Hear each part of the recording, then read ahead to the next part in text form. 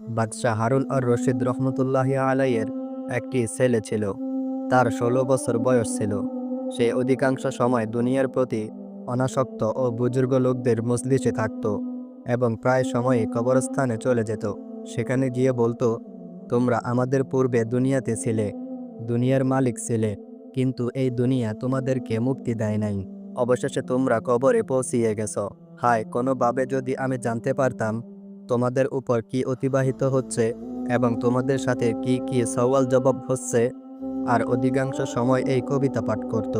আমাকে জানাজা প্রতিদিন বয়ে দেখায় এবং মৃত্যুবরণকারীদের উপর ক্রন্দনকারীদের আওয়াজ আমাকে চিন্তিত করিয়া রাখে। একদিন সে তার বাবা বাদশাহের মজলিসে আসলো। তার কাছে উজির আমির সকলেই উপস্থিত ছিল। ছেলের গায়ে সাধারণ একটি কাপড় আর মাথায় একটি লুঙ্গি বাঁধা ছিল। রাজ্যর কর্মকর্তাগণ বলতে লাগলো, এই পাগল ছেলেটির কাজকর্ম আমিরুল মুমিনিনকে অন্যান্য বাদশাহের দৃষ্টিতে ছোট করে রেখেছে। আমিরুল মুমিনিন যেন তাকে সতর্ক করে দেন, তবে সে হয়তো তার অবস্থা পরিবর্তন করবে। আমিরুল মুমিনিন এই কথা শুনিয়া ছেলেকে বললেন, হে পুত্র, তুমি আমাকে লোকের দৃষ্টিতে ছোট করে রেখেছ। সে এই কথা শুনে পিতাকে তো কোনো জবাব দিলই না, কিন্তু একটি পাখি সেখানে বসেছিল। তাকে বলল, ওই মহান সত্তার দোহাই, যিনি তোমাকে পয়দা করেছেন, তুমি আমার হাতের উপর এসে বসে যাও। সেই পাখিটি ওইখান থেকে উড়ে এসে তার হাতের উপর বসে গেল। তারপর বলল, এখন তুমি তোমার জায়গায় ফিরে যাও। পাখিটি তার হাত থেকে উড়ে নিজ জায়গায় বসে গেল। অতপর সে আরজ করল, হে আব্বাজান, দুনিয়ার প্রতি আপনার মহব্বত প্রকৃতপক্ষে আমাকে ছোট করে রেখেছে। এখন আমি সিদ্ধান্ত নিয়েছি যে আমি আপনার কাছ থেকে পৃথক হয়ে যাব। এই বলে সে ওইখান থেকে রওনা হয়ে গেল। শুধু এক জিলাদ কুরআন শরীফ সঙ্গে নিল। বিদায়ের সময় তার মা তাকে একটি মূল্যবান আংটি দিলেন, যাতে প্রয়োজনের সময় একে বিক্রি করে কোনো কাজে লাগাতে পারে। সে সেইখান থেকে রওনা হয়ে বসরা শহরে পৌঁছালো এবং মজুরিদের সাথে কাজ করতে লাগলো। সপ্তাহে একদিন শুধু শনিবার কাজ করত, আর 7 দিন ওই মজুরির পয়সা খরচ করত। 1 দিরহাম ও 1 দানিক, 1 দিরহামের 6 ভাগের 1 ভাগ মজুরি নিত। আবার শনিবার সে কাজ করত। আবু আমের বসরি রহমতুল্লাহি আলাই বলেন, আমার একটি দেওয়াল পড়ে গিয়েছিল। ঠিক করার জন্য আমি একজন মিস্ত্রির সন্ধানে বের হলাম। কেউ বলল, এই ব্যক্তিও নির্মাণের কাজ করে। আমি দেখলাম অত্যন্ত ভদ্র একটি ছেলে বসে আছে, কাছে একটি খালি লোটা আছে এবং দেখি কুরআন শরীফ পড়িতেছে। আমি বললাম, হে ছেলে, কাজ করবে? সে বলতে লাগলো, কেন করব না, কাজ করার জন্যই তো পয়দা হয়েছি। আপনি বলুন, আমার দ্বারা কি কাজ নিতে চান? আমি বললাম, খাড়া মাটির নির্মাণের কাজ নিব। সে বলল, 1 দিরহাম ও 1 দানিক মজুরি হবে এবং নামাজের সময় কাজ করব না, আমাকে নামাজের জন্য যেতে হবে। আমি তার উভয় শর্ত মঞ্জুর করলাম এবং তাকে নিয়ে কাজে লাগিয়ে দিলাম। মাগরিবের সময় যখন আমি দেখলাম, তখন সে 10 জন লোকের কাজ করেছে। আমি তাকে 2 দিরহাম মজুরি দিলাম। সে শর্তের অধিক মজুরি নিতে অস্বীকার করল এবং 1 দিরহাম 1 দানিক নিয়ে চলে গেল। দ্বিতীয় দিন আমি আবার তার সন্ধানে বের হলাম, কিন্তু আমি তাকে দেখতে পেলাম না। আমি লোকদের কাছে জিজ্ঞাসা করলাম যে, এইরকম চেহারা বিশিষ্ট একটি ছেলে মজুরি করে, কারো কি জানা আছে যে তাকে কোথায় পাবো? লোকজন বলল, সে শুধু শনিবার দিনই মজুরি করে। এই দিনের আগে তুমি কোথাও তাকে খুঁজে পাবে না।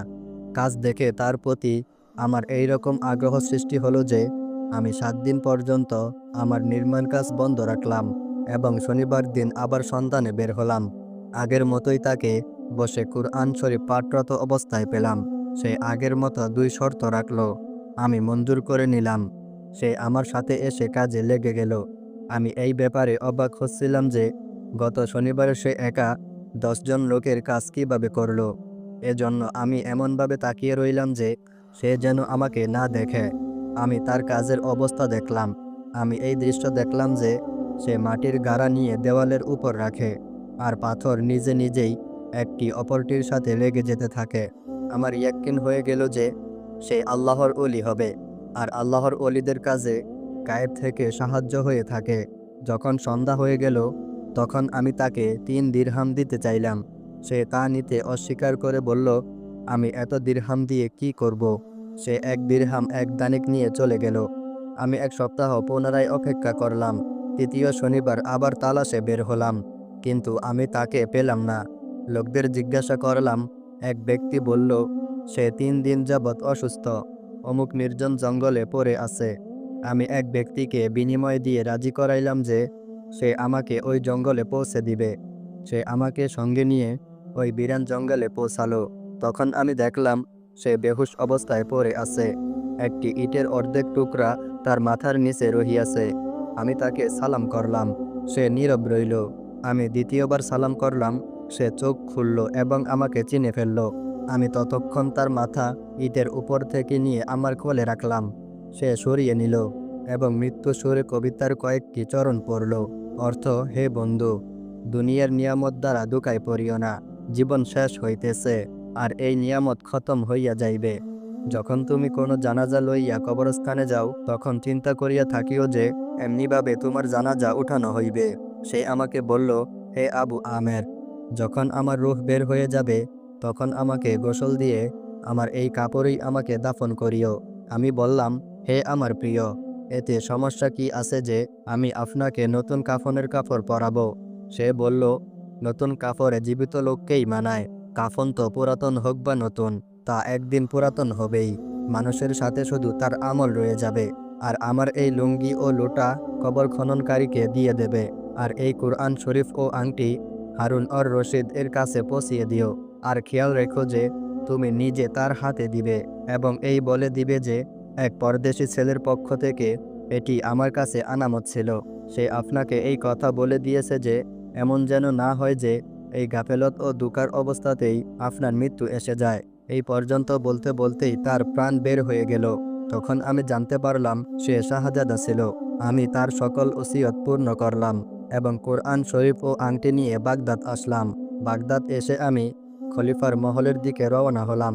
পথিমধ্যে একটি উঁচু স্থানে দাঁড়িয়ে দেখলাম প্রায় 1000 সেনাবাহিনীর একটি দল এগিয়ে আসছে। তাদের পেছনে আরও 10টি দল আসছিল। প্রত্যেক দলে অন্তত 1000 করে সৈন্য ছিল। 10 নম্বর দলটিতে আমিরুল মুমিনিন হারুন আর রশিদ ছিলেন। আমি চিৎকার করে বললাম, হে আমিরুল মুমিনিন, আল্লাহ ও আল্লাহর রাসূলের নৈকট্যর কসম, আমার কথা একটু শুনুন। আমিরুল মুমিনিন আমার কথা শুনে দাঁড়িয়ে গেলেন। আমি তার নিকটে গিয়ে সেই কুরআন শরীফ ও আংটিটি তাকে দিলাম এবং তার ছেলে আমাকে যা বলতে বলেছিল আমি সবকিছু বললাম। আমিরুল মুমিনিন আমার কথা শুনে সামান্য সময় মাথা নিচু করে রাখলেন এবং কাঁদলেন। অতঃপর খাদেমকে বললেন, এই লোককে তোমার কাছে রাখো। যখন আমি খোঁজ করব, তখন আমার সামনে নিয়ে আসবে। অতঃপর বাদশাহ শাহী মহলে ফিরে এসে খাস কামরায় বসে প্রহরীকে ডেকে বললেন, সেই লোককে নিয়ে এসো। প্রহরী আমার কাছে এসে বলল, হে আবু আমের, আমিরুল মুমিনিন খুবই চিন্তিত। তোমার যদি একান্তই তার সঙ্গে কথা বলার প্রয়োজন হয়, তাহলে 10টার জায়গায় 5টা কথা বলবে। আমি বললাম, ঠিক আছে। আমি ভিতরে প্রবেশ করলাম। আমিরুল মুমিনিন আমাকে বললেন, হে আবু আমের, আমার কাছে এসো, বসো। আমি তার নিকটে গিয়ে বসলাম। তিনি আমাকে বললেন, তুমি আমার ছেলেকে চিনতে? সে কি কাজ করত? আমি বললাম, সে রাজমিস্ত্রির কাজ করত। অতঃপর বললেন, তুমিও কি তার দ্বারা এই কাজ নিয়েছো? আমি বললাম, হ্যাঁ, নিয়েছি। তিনি বললেন, তার দ্বারা এমন কাজ নিতে কি তোমার লজ্জা হলো না? রাসূল সাল্লাল্লাহু আলাইহি ওয়াসাল্লামের আত্মীয়তার প্রতিও তুমি সম্মান প্রদর্শন করলে না। আমি বললাম, হে আমিরুল মুমিনিন, আমাকে ক্ষমা করুন। আমি সে সময় তার পরিচয় জানতে পারিনি। তার মৃত্যুর পর আমি জানতে পারি যে তিনি খলিফাতুল মুসলিমিনের প্রাণপ্রিয় পুত্র। অতঃপর তিনি বললেন, তুমি কি তাকে নিজ হাতে গোসল দিয়েছ? আমি বললাম, হ্যাঁ, আমি নিজ হাতে তাকে গোসল দিয়েছি। তিনি বললেন, তোমার হাত দুটো একটু বাড়াও। এই কথা বলে তিনি আমার হাত দুটি নিয়ে তার বুকের উপর রাখলেন এবং অজর দ্বারায় কাঁদলেন। অতঃপর বললেন, তুমি কিভাবে এই নিঃস্ব অসহায়কে কাফন পরিয়েছ এবং কিভাবে তার উপর মাটি দিতে সাহস করেছ? এই কথা বলে তিনি খুবই বেদনাদায়ক একটি কবিতা পাঠ করলেন এবং বসরায় পৌঁছে আপন পুত্রের কবরের সামনে দাঁড়ালেন।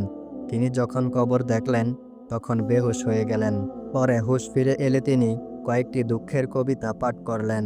সে সময় উপস্থিত সকলেই আমিরুল মুমিনিনের দুঃখ দেখে কাঁদতে লাগলেন। হযরত আবু আমের বলেন, সেই রাতে আমি আমার ওজিফা আদায় করে শুয়ে পড়লাম। স্বপ্নে দেখি একটি নূরের গম্বুজ, তার উপর নূরের আবরণ।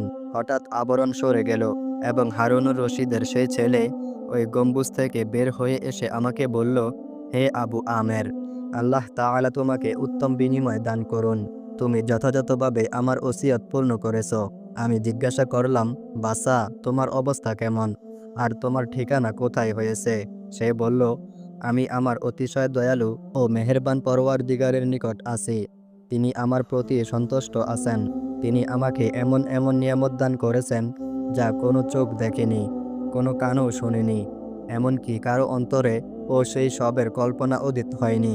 আল্লাহ তাআলা আমাকে লক্ষ্য করে কসম খেয়ে বলেছেন, যে বান্দাই দুনিয়ার নাপাকি হতে তোমার মতো বের হয়ে আসবে, তাকেই আমি এইসব নিয়ামত দান করব।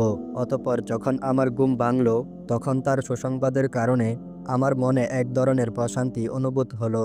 যেই পিতার দুনিয়াদারিতে এই ছেলে মন ক্ষুণ্ণ হয়ে চলে গিয়েছিল, সেই হারুনুর রশিদ পুণ্যবান বাদশাহের মধ্যে ছিলেন, কিন্তু তার দিনী কীর্তিসমূহ ইতিহাসে বহুল পরিমাণে মওজুদ রয়েছে। বাদশাহী যুগেও তিনি আমৃত্যু 100 রাকাত নফল নামাজ পড়তেন, নিজস্ব সম্পদ হতে দৈনিক 1000 দিরহাম দান করতেন এবং বছরে হজ করতেন, আর 1 বছর জিহাদে শরিক হতেন। যে বছর নিজে হজে যেতেন, সে বছর 100 উলামায়ে কেরামকে তাদের পুত্রদের সহ হজে নিয়ে যেতেন, আর যে বছর হজ করতেন না, সেই বছর 300 লোককে তাদের পূর্ণ খরচ, পোশাক ও সরঞ্জাম সহ হজে পাঠাতেন। তাদের অত্যন্ত সহিত খরচ দিতেন এবং উন্নত মানের পোশাকও দিতেন। এছাড়াও প্রচুর দান খয়রাত করতে থাকতেন। এমত অবস্থায় আমাদের উচিত নিজের আখিরাত নিয়ে চিন্তা করা আর দুনিয়ার মহব্বত কমানোর ফিকির করা, কারণ দুনিয়ার মহব্বত নিয়ে কেউ জান্নাতে প্রবেশ করবে না। ইয়া আল্লাহ, আমাদের দিল থেকে দুনিয়ার মহব্বত বের করে দেন আর অল্প দুনিয়াতেই সন্তুষ্ট হওয়ার তৌফিক দেন। আমিন। একবার সাহাবী হযরত জাবের রাদিয়াল্লাহু তাআলা আনহু দয়াল নবীজিকে ঘরে দাওয়াত করলেন। নবীজি সাল্লাল্লাহু আলাইহি ওয়াসাল্লাম সাহাবীর দাওয়াত কবুল করলেন। হযরত জাবের রাদিয়াল্লাহু তাআলা আনহু খুশিতে আত্মহারা হয়ে বাড়িতে চলে গেলেন। বাড়িতে গিয়ে স্ত্রীকে খোঁজ খবরটা দিলেন আর মেহমানদারির জন্য প্রস্তুতি নিতে লাগলেন। বড় ছেলে আব্দুল্লাহকে নিয়ে খাসি জবাই করে অন্য কাজে যখন হযরত জাবের রাদিয়াল্লাহু তাআলা আনহু ঘর থেকে বাহিরে গেলেন, ইতিমধ্যে হযরত জাবের রাদিয়াল্লাহু তাআলা আনহু এর ছোট ছেলে ঘুম থেকে উঠে খাসি তালাশ করতে লাগলো। বড় ভাই তাকে জানান খাসিটিকে জবাই করা হয়েছে। ছোট ভাই বায়না ধরল, খাসি কিভাবে জবাই করে আমাকে তা দেখাও। বড় ভাই ছুরি হাতে করে ঘরের পেছনে গিয়ে বলল, এখানে খাসি জবাই করা হয়েছে। ছোট ভাই জানতে চাইল কিভাবে, বর্ণনা করে বোঝাতে না পেরে অবশেষে বড় ভাই বলল, তাহলে তুমি মাটিতে শুয়ে পড়ো, আমি তোমাকে দেখাই। ছোট ভাই মাটিতে শোয়ার পর বড় ভাই তার গলায় ছুরি চালিয়ে জবাই করার নমুনা দেখাতে গিয়ে ছোট ভাইকে সত্যি সত্যি জবাই করে ফেলল। বড় ভাই যখন দেখল ছোট ভাইয়ের গলা থেকে রক্ত গড়িয়ে পড়ছে, সে ছটফট করতে করতে এক সময় নিস্তেজ হয়ে গেছে। তখন বুঝল ব্যাপারটি কি ঘটেছে।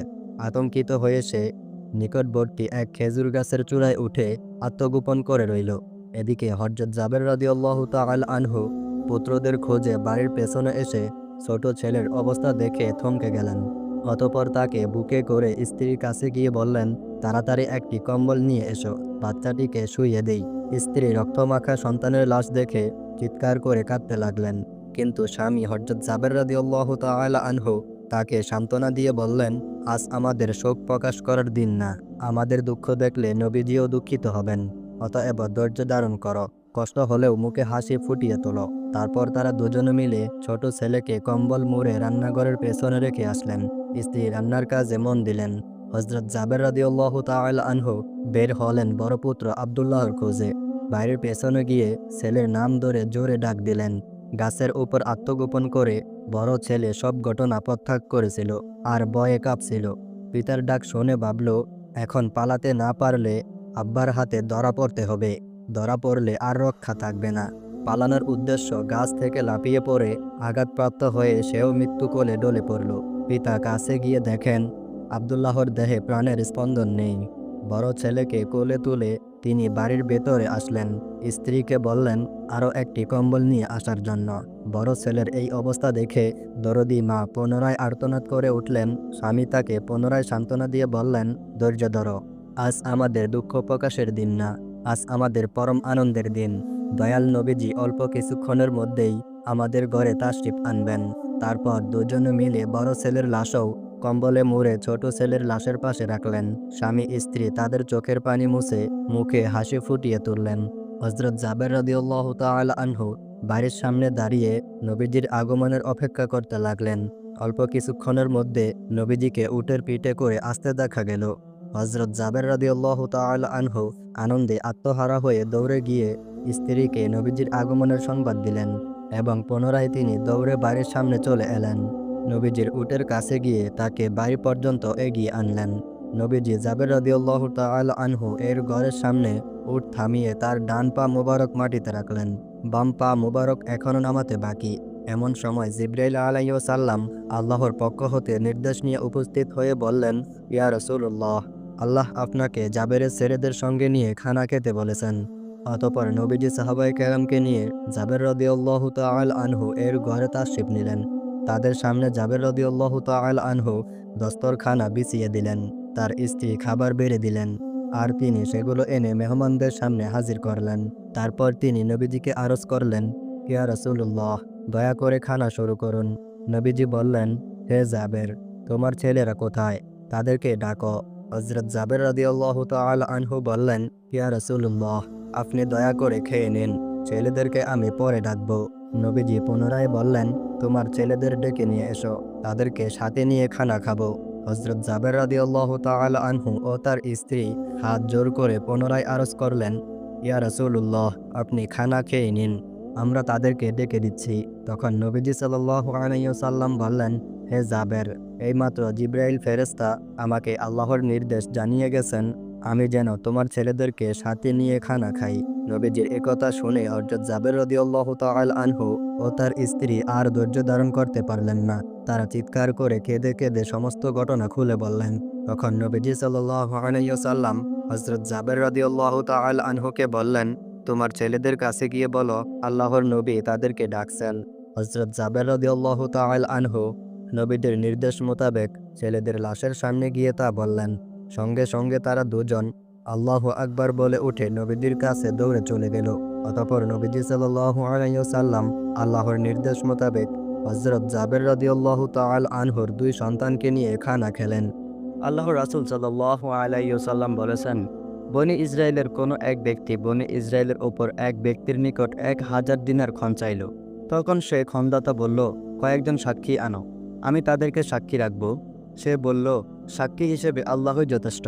তারপর খনদাতা বলল, তাহলে একজন জামিনদার উপস্থিত করো। সে বলল, জামিনদার হিসেবে আল্লাহই যথেষ্ট। খনদাতা বলল, তুমি সত্যিই বলেছ। এরপর নির্ধারিত সময়ে পরিশোধের শর্তে তাকে 1000 দিনার দিয়ে দিল। তারপর খনগ্রহীতা সামুদ্রিক সফর করল এবং তার প্রয়োজন সমাধা করে সে যানবাহন খুঁজতে লাগলো, যাতে সে নির্ধারিত সময়ের ভেতরে খনদাতার কাছে এসে পৌঁছতে পারে। কিন্তু সে কোনো যানবাহন পেল না। তখন সে এক টুকরো কাঠ নিয়ে তা ছিদ্র করল। এখন খনদাতার নামে একখানা পত্র ও 1000 দিনার তার মধ্যে ভরে ছিদ্রটি বন্ধ করে সমুদ্রের তীরে এসে বলল, হে আল্লাহ, তুমি তো জানো আমি অমুকের নিকট 1000 দিনার খন চাইলে সে আমার কাছে জামিনদার চেয়েছিল। আমি বলেছিলাম আল্লাহই জামিন হিসেবে যথেষ্ট। এতে সে রাজি হয়। তারপর সে আমার কাছে সাক্ষী চেয়েছিল। আমি বলেছিলাম সাক্ষী হিসেবে আল্লাহই যথেষ্ট। তাতে সে রাজি হয়ে যায়। আমি তার খন যথাসময়ে পরিশোধের উদ্দেশ্য যানবাহনের জন্য যথাসাধ্য চেষ্টা করেছি, কিন্তু পাইনি। তাই আমি তোমার নিকট সোপর্দ করলাম। এ বলে সে কাঠখণ্ডটির সমুদ্রে নিক্ষেপ করল আর কাঠখণ্ডটি সমুদ্রে প্রবেশ করল। অতঃপর লোকটি ফিরে গেল এবং নিজের শহরে যাওয়ার জন্য যানবাহন খুঁজতে লাগলো। ওদিকে খনদাতা এই আশায় সমুদ্র তীরে গেল যে হয়তোবা খনগ্রহীতা কোনো নৌজাহানে করে তার মাল নিয়ে এসেছে। তার দৃষ্টি কাঠখণ্ডটির উপর পড়ল, যার ভিতরে মাল ছিল। সে কাঠখণ্ডটির তার পরিবারের জ্বালানির জন্য বাড়ি নিয়ে গেল। যখন সে তা চিরল, তখন সে তার মাল ও পত্রটি পেয়ে গেল। কিছুদিন পর খনগ্রহীতা 1000 দিনার নিয়ে এসে হাজির হলো এবং বলল, আল্লাহর কসম, আমি আপনার মাল যথাসময় পৌঁছিয়ে দেওয়ার উদ্দেশ্য সব সময় যানবাহনের খুঁজেছিলাম, কিন্তু আমি যে নৌজাহানে এখন আসলাম তার আগে আর কোনো নৌজাহান পাইনি। খনদাতা বলল, তুমি কি আমার নিকট কিছু পাঠিয়েছিলে? খনগ্রহীতা বলল, আমি তো তোমাকে বললাম এই যে এর আগে আর কোনো নৌযান পাইনি। সে বলল, তুমি কাঠের টুকরোর ভিতরে যা পাঠিয়েছিলে তা আল্লাহ তোমার পক্ষ হতে আমাকে আদায় করে দিয়েছেন। তখন সে আনন্দ চিত্রে 1000 দিনার নিয়ে ফিরে চলে এলো। শুধু জামিনদার আর সাক্ষী নয়, সব কিছুর জন্য আল্লাহই যথেষ্ট। একবার দুই পথিক পথ চলতে চলতে ক্লান্ত হয়ে পড়ল। তাদের ক্ষুধাও লেগেছিল ভীষণ। খাওয়া দাওয়া করার জন্য দুইজন মিলে একটা সুবিধাজনক জায়গায় গিয়ে বসে পড়ল। এরপর পুটলি থেকে বের করে নিল যার যার খাবার। একজনের রয়েছে 5টি রুটি, অন্যজনের 3টি। তারা যখন খাবার খাওয়ার জন্য তৈরি হলো, তখন সেখানে এসে হাজির হলো এক মুসাফির। তার বেশভূষা একদম সাদাসিধে। সে বলল, ভাই, আমি অভুক্ত, খুব ক্ষুধা লেগেছে, আমার কাছে কোনো খাবার নেই, তোমরা আমাকে কিছু খাবার দাও। পথিক দুইজন মুখ চাওয়াচাওয়ি করলো। মনে মনে ভাবলো, তারা দুইজন খাবে আর একজন মুসাফির না খেয়ে থাকবে, এ কেমন কথা। তারা মুসাফিরকে তাদের সঙ্গে খেতে বসার অনুরোধ করলো। 3জন একসঙ্গে খেতে বসলো। একজনের 5 রুটি, অন্যজনের 3টি রুটি। মুসাফিরের শূন্য হাত, তবু তারা রুটি বন্টনে কোনো তারতম্য করলো না। তারা ভাবলো, কারো সঙ্গে খাবার না থাকতে পারে, কিন্তু ক্ষুধা তো আর কম লাগেনি। তাছাড়া একসঙ্গে খেতে বসে একজন বেশি খাবে আর একজন কম খাবে, তাই বা কেমন করে হয়। 3জন সমান সমান রুটি খেলো। খাওয়া দাওয়া শেষ, এবার বিদায়ের পালা। মুসাফির চলে যাওয়ার সময় পথিক 2জনকে 8টি দিরহাম বকশিশ দিল। বলল, ভাই, আমি শুধু তোমাদেরটাই খেলাম, তোমাদের কিছুই খাওয়াতে পারলাম না, এই নাও 8টি দিরহাম, তোমরা দুজনে ভাগাভাগি করে নাও। মুসাফির চলে গেল, কিন্তু সমস্যা বাঁধল দিরহাম ভাগ করা নিয়ে। যার 5টি রুটি সে বলল, আমার 5টি রুটি ছিল, সুতরাং আমি পাবো 5 দিরহাম, আর তোমার 3টি রুটির জন্য তুমি পাবে 3 দিরহাম। কিন্তু 3 রুটিওয়ালা এই হিসাব মানতে রাজি হলো না। সে বলল, না, আমি তোমার হিসাবে রাজি নই, আমরা দুজন খেয়েছি সমান সমান, সুতরাং তুমি পাবে 4 দিরহাম। প্রথমজন বলল, তা কি করে হয়, তুমি 3 রুটির জন্য 4 দিরহাম পাবে আর আমি 5 রুটির জন্য 4 দিরহাম পাবো? এটা কি কোনো আইনের কথা হলো? এ নিয়ে দুজনের মধ্যে বেঁধে গেল তর্ক। কারো কথায় কেউ রাজি নয়, কিছুতেই তারা মীমাংসায় আসতে পারছে না। অবশেষে একজন বলল, শোনো, এভাবে বিবাদ করে তো কোনো লাভ নেই, চলো আমরা আমিরুল মুমিনিন হযরত আলী রাদিয়াল্লাহু তাআলা আনহু এর কাছে যাই, তিনি যে বিচার করেন তাই আমরা মেনে নেব। এরপর দুজন মিলে গেল হযরত আলী রাদিয়াল্লাহু তাআলা আনহুর কাছে। তারা সব কথা খুলে বলে, ন্যায় বিচারের জন্য ফরিয়াদ জানালো। হযরত আলী রাদিয়াল্লাহু তাআলা আনহু মনোযোগ দিয়ে তাদের কথা শুনলেন। কিছুক্ষণ তিনি মনে মনে কি যেন ভাবলেন, পরে বললেন, 3জনে সমান খেয়েছো তো? উভয়ে গাড় নেড়ে বলল, হ্যাঁ। হযরত আলী রাদিয়াল্লাহু তাআলা আনহু বললেন, তাহলে এ নিয়ে এত বিবাদ কিসের? এসব তো একেবারে পানির মতো সোজা।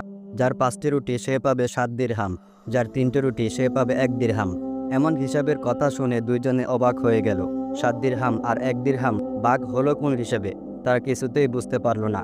এসব বুঝতে না পেরে দুইজন হা করে তাকিয়ে রইল। হযরত আলী রাদিয়াল্লাহু তাআলা আনহু তাদের মনের কথা বুঝতে পারলেন। তিনি বললেন, তোমরা ছিলে 3জন, রুটি 8টি, খেয়েছো সমান সমান। এক একটি রুটিতে 3 টুকরো করলে 8টি রুটি 24 টুকরো হয়, সুতরাং তোমরা এক একজন খেয়েছো 8টি করে টুকরো। মুসাফির লোকটা 8 টুকরোর জন্য 8 দিরহাম দিয়েছে। হযরত আলী রাদিয়াল্লাহু তাআলা আনহু বললেন, এবার আসা যাক, কে কতটুকু পাবে সে হিসাবে। দ্বিতীয় জনের 3টি রুটিতে 9 টুকরো হয়েছে। 9 টুকরোর 8 টুকরো সে নিজে খেয়েছে, মাত্র 1 টুকরো পড়েছে মুসাফিরের ভাগে, সুতরাং সে 1 দিরহামের বেশি কিছুতেই পেতে পারে না। আর একজনের 5টি রুটিতে হয়েছে 15 টুকরো, তার মধ্যে সে নিজে খেয়েছে 8 টুকরো, বাকি 7 টুকরো খেয়েছে মুসাফির, সুতরাং সে পাবে 7 দিরহাম। হযরত আলী রাদিয়াল্লাহু তাআলা আনহুর হিসাবের কথা শুনে পথিক 2জন বিস্মিত হলো। তার বিচার বুদ্ধির পরিচয় পেয়ে দারুণভাবে মুগ্ধ হলো। তারা আর কোনো ওজর আপত্তি না করে নীরবে মেনে নিল বিচারের রায়। এটাই তো ইসলামের ন্যায় ইনসাফের বিচার। ইসলামের বিচার ফয়সালা আপনার কাছে কেমন লাগে অবশ্যই কমেন্ট করে জানাবেন। ধন্যবাদ। আসসালামু আলাইকুম ওয়া রাহমাতুল্লাহ।